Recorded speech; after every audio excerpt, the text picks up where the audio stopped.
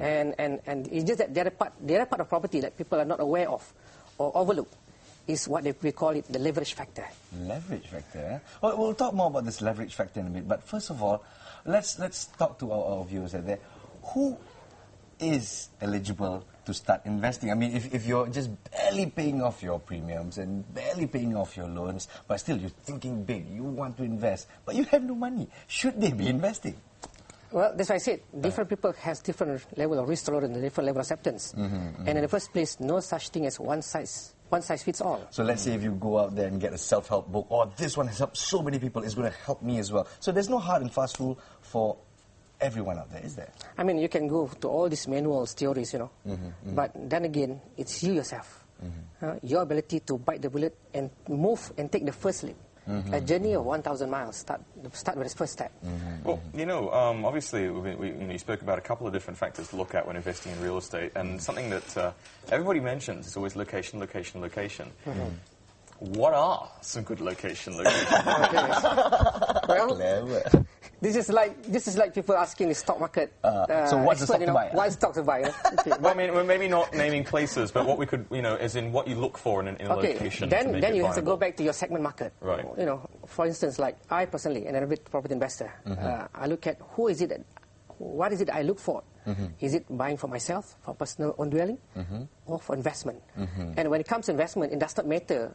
Apart from the location where you local, in terms of local territory, there are even people buying property all the way in overseas. You know, they buy land. You know, these companies, there are companies selling plots of land. That's right. You know, in overseas, in England, in England, New in Zealand, Canada, which we do promote and even practice that in our firm. But again, it all depends on one's risk tolerance and level of acceptance. But coming back to the location, we focus mainly on the high end. Where there's location. high risk and high gain over here. Exactly, but this is again managing the risk factor. Because if you are buying property for rental purposes, where you're looking at rental yield, rental income, then who do you expect to rent your property? Is it the working class, or you prefer the MNCs and expats? So going by that parameters, if you want expats and MNCs, then you look at location where Sri Tamas, Desa Sri Tamas, One Kiara, or within that, a bit of Damansara Heights, Taman Tun. It's a good concept to think about, especially when people who are just about to invest and go, oh, a lot of people say property good to invest, and I find a good piece of property, but they never think of these factors. Who are they going to sell it to? Who are they going to rent it to? Exactly. And what is it going to cost them in terms of renovations and all that in the long run? So what should they be looking out for? I also noticed that you mentioned a lot of places which are very condo-rich.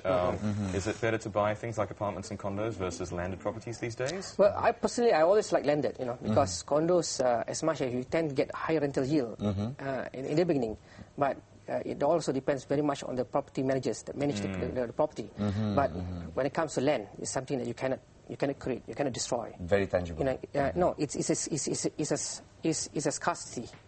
So anything that you put on land where you add value, building, in this case, a bit residential or commercial, you tend to have what they call capital appreciation. And if they are in a good preferred location, you will be surprised. The rise will be exponential.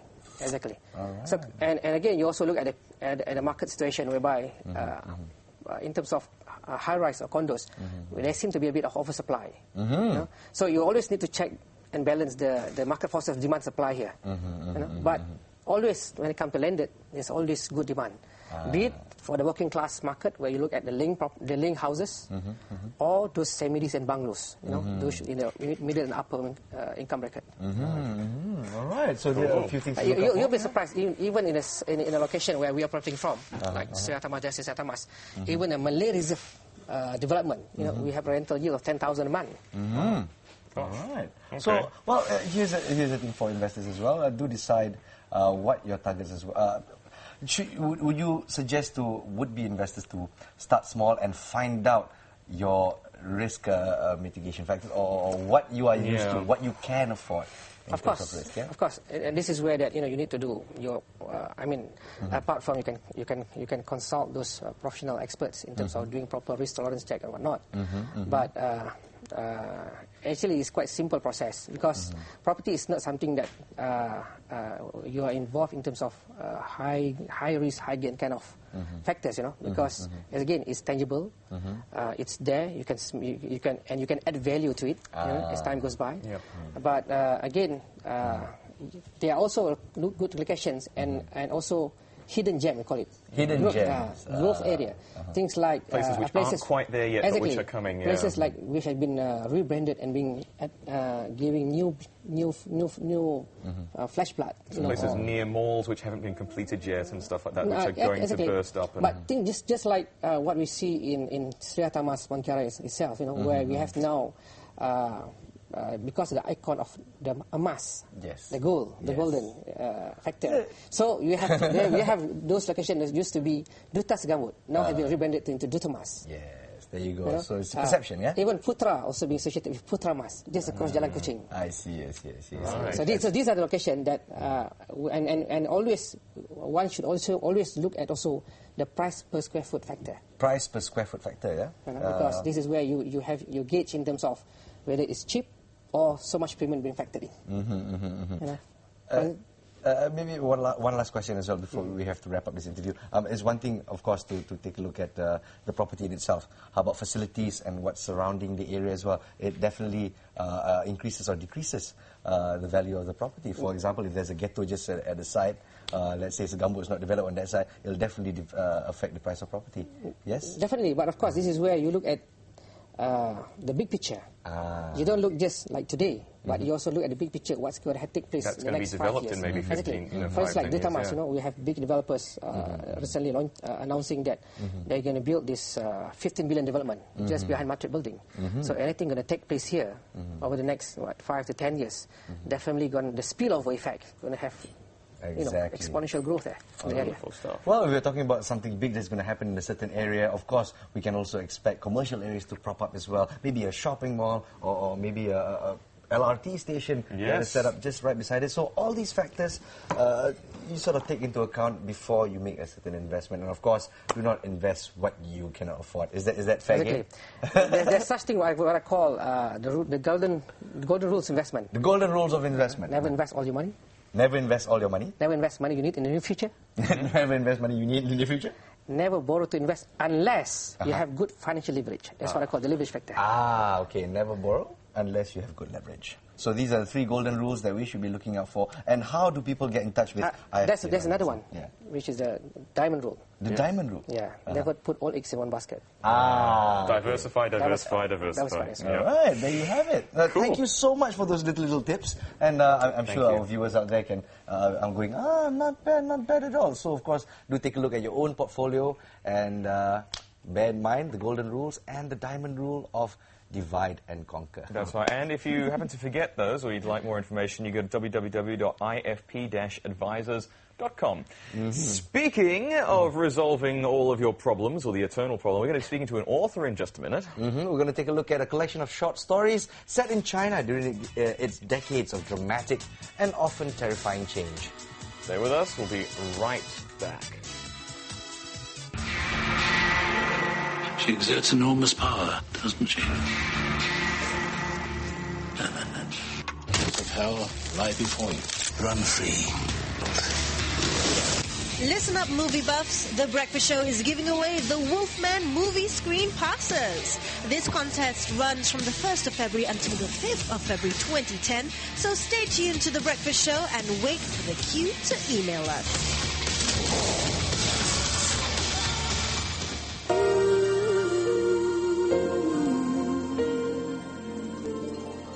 When the snow is falling down, children laughing all around, lights are turning on.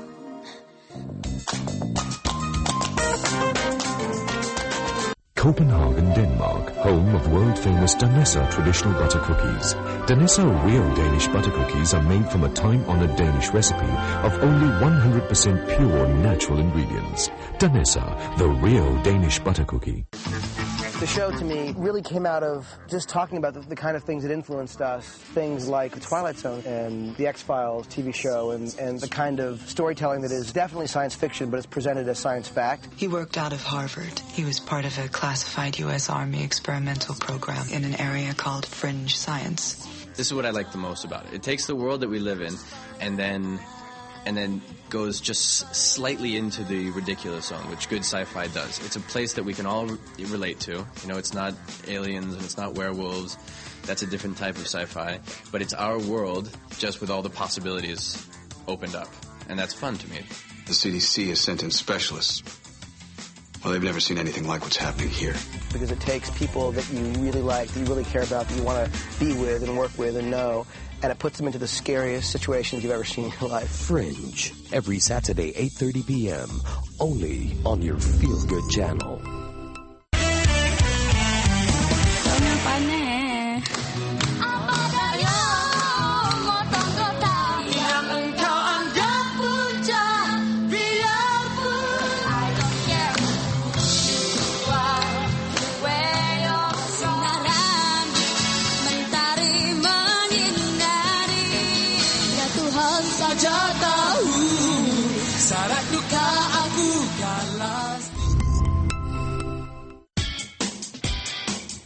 精彩港劇，精彩港劇，記住鎖定ntv7，我係 TV 嘅吳卓羲，我係香港 TVB 嘅韋英雄，我係香港 TVB 嘅郭善妮。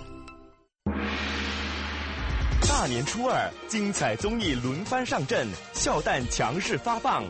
2月15日星期一下午4点30分，12生肖鸿运当头2010下集。傍晚6点，7世万千威虎年新年特备。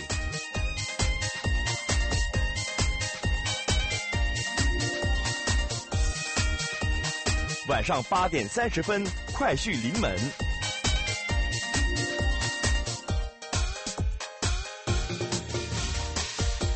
ntv7 恭贺大家年年幸福，岁岁团圆。ntv7 的观众朋友，大家好，我是黄志强。祝大家新年快乐，身体健康。Hello， 大家好，我是 Tracy 李美玲。在新的一年里呢，祝大家新年快乐，步步高升。Hello， 大家好，我是William辛伟廉，我在这里祝大家万事如意，心想事成，龙马精神。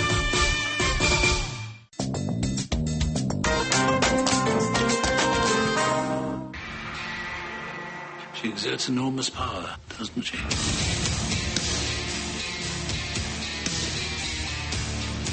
Yes, you heard it right. Thanks to The Breakfast Show, you might be walking away with the Wolfman movie screening passes. The contest runs from the 1st to the 5th of February 2010. All you have to do is answer one simple question, true or false.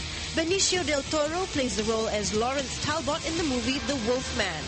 And complete this slogan. I love watching The Breakfast Show because, in not more than 20 words. Send your answer to tbs@ntv7.com.my along with your full name, IC number and contact number, and we will get back to you if you're the chosen winner.